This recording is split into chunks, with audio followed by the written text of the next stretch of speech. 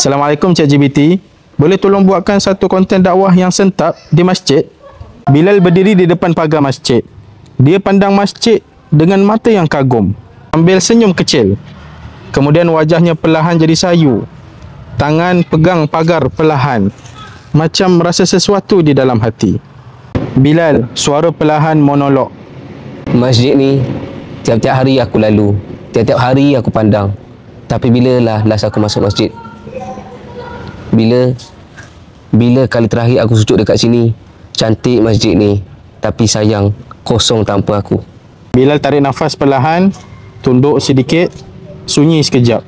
Krik krik krik krik. Cuma bunyi angin atau burung. Kruk kruk kruk kruk. Kruk kruk kruk kruk. Scene 2. Bilal berdiri dekat tempat wuduk.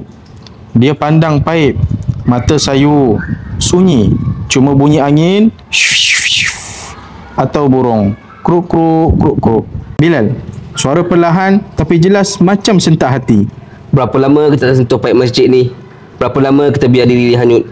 Jauh dari wuduk, jauh dari sujud. Ush, keempat juga kan? ChatGPT ni kan, ayat GPT ni kan?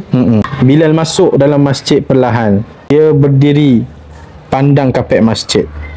Muka sayu, mata bergenang, sunyi, cuma bunyi kipas atau angin dalam masjid. Bilal, suara perlahan tapi sentak hati. Berapa lama kita tak jejak kaki ke kapet masjid ni? Berapa lama kita nak lari? Allah tunggu kita balik. Jubah tu. Jubah ni pun dah lama tak pakai.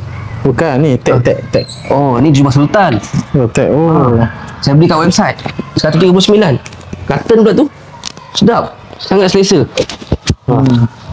Dah dah video Dah settle Dah. Dah Dah video dah. Dah settle Dah settle dah. Okey. Dah settle dah. Dah. Bye. Dah.